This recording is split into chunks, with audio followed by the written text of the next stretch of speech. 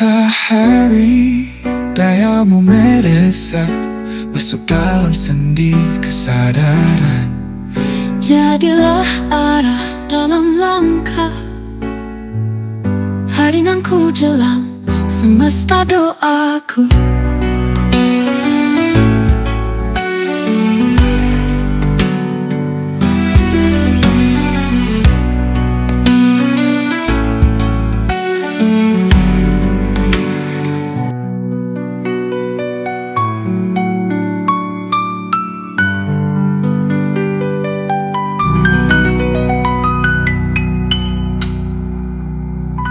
Halo, apa kabar? Semoga selamat sejahtera, bahagia selalu karena tetap menjaga nalar sehat. Selamat berjumpa lagi di channel yang naif, anti mainstream dan bukan pengabdi keviralan tanpa kedalaman. Kita tak mau bikin model clickbait atau ngikutin teori algoritma YouTube. Artinya channel ini khusus untuk yang bisa menerima opini berbeda, mencoba untuk lucu walau belum tentu bikin ketawa ngakak. Tapi bisa dipastikan otak akan menjadi lebih segar karena terrefresh dengan baik dan benar sesuai kaidah para ahli bedah saraf.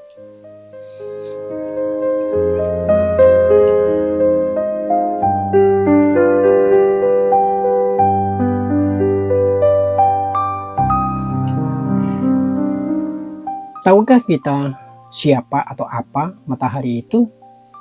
Sesuatu atau banyak suatu?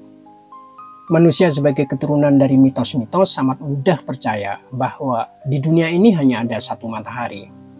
Sama seperti Soeharto, hanya ada satu kekuasaan tunggal, kebenaran tunggal, atau kebenaran mutlak, yakni pada dirinya lah kebenaran itu. Sementara lian letak ke maha kesalahan.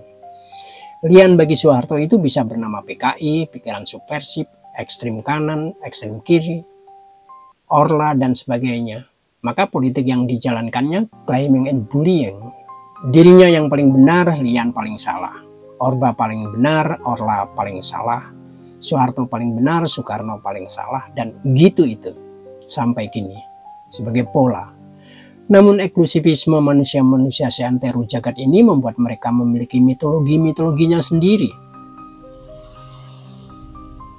Itu sebabnya di dunia ini ada banyak sekali matahari, bukan hanya satu dengan nama berbeda-beda, meski dengan fungsi yang sedikit banyak sama, sedikit kok banyak.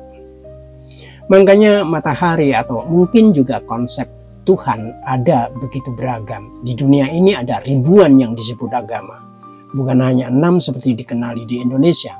Ada Islam, Hindu, Buddha, Kristen, Protestan, dan Katolik, Konghucu. Padahal di Timur Tengah saja ada banyak agama selain Islam. Sekiranya kita menganggap dari wilayah itu lahir agama-agama samawi yang menguasai umat manusia di planet bumi ini. Tapi jangan tanya kenapa penganut Islam di wilayah itu tak sebanyak di Indonesia.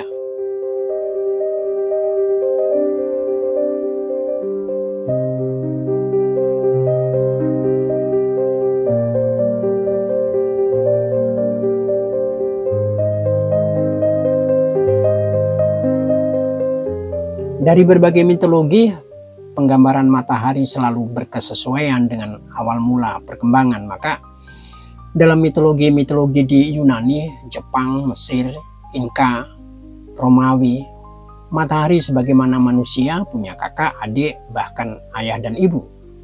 Bangsa Inka percaya bahwa matahari berkelamin lelaki, bulan adalah istrinya, mestinya berkelamin perempuan. Dari pemosisian itu kita bisa menduga bagaimana lahirnya konsep relasi kuasa. Dengan dongeng-dongeng macam itu, ketika lahir istilah matahari kembar, kita tahu dari mana sejarahnya. Yakni dari manusia yang percaya atau terbelenggu dengan mitos-mitos. Yang beginian ini juga sangat percaya bahwa agamanya yang paling benar. Sebagaimana klaim mayoritas elit politik Indonesia bahwa agama yang diakui hanya 6. Kalau yang tidak diakui, ya dalam perspektif kelompok elit Indonesia berarti agama yang tak diakui itu tidak benar. Tidak benar berarti salah. Padahal bumi berputar, dunia berubah. Kalau bumi ini datar ketika berputar, mungkin saja kita yang ada di atasnya bisa bergulingan atau terpental, sungsang bono balik. Persis orang-orang yang terserang vertigo atau dehidrasi. Dunia serasa jungkir jempalik, padahal hanya karena terjadi ketidaksinkronan dalam saraf keseimbangan kita karena pusing ataupun dehidrasi. Senyampang itu di Cina para ilmuwan terus mengembangkan teknologinya. Negeri tirai bambu itu diketahui telah membuat matahari buatan yang telah memecahkan rekor menyala beberapa detik. Matahari buatan Cina disebut Experimental Advanced Superconducting Tokamak, (IS). Cina sendiri mengklaim tujuan IS adalah membuat fusi nuklir seperti matahari sehingga tersedia energi yang bersih dan stabil. Selama 10 tahun terakhir sejak didirikan, sebanyak lebih dari 10.000 peneliti ilmiah Cina dan asing telah bekerja sama untuk mewujudkan impian matahari buatan menggunakan perangkat ilmiah besar ini dan secara berturut-turut mencapai lompatan besar. Lebih lanjut, setelah matahari, Cina juga diketahui telah membangun fasilitas penelitian bulan buatan yang memungkinkan mereka untuk mensimulasikan lingkungan gravitasi yang rendah dengan memanfaatkan medan magnet.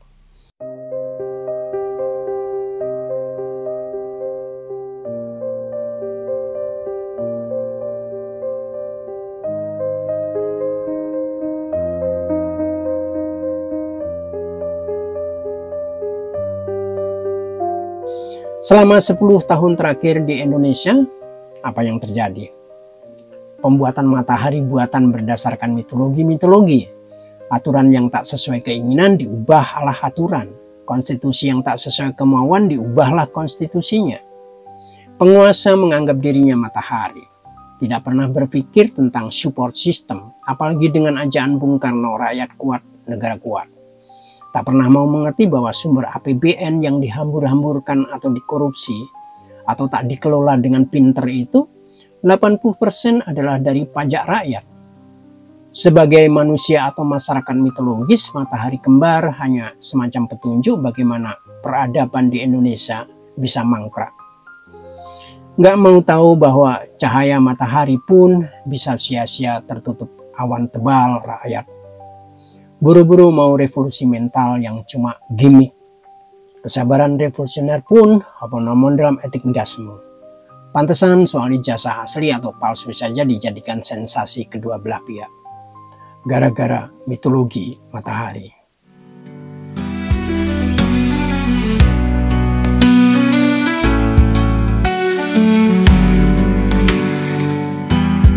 Matahari, dayamu meresap masuk dalam sendi kesadaran. Jadilah ada dalam langkah Hari nan ku jelang semesta doaku.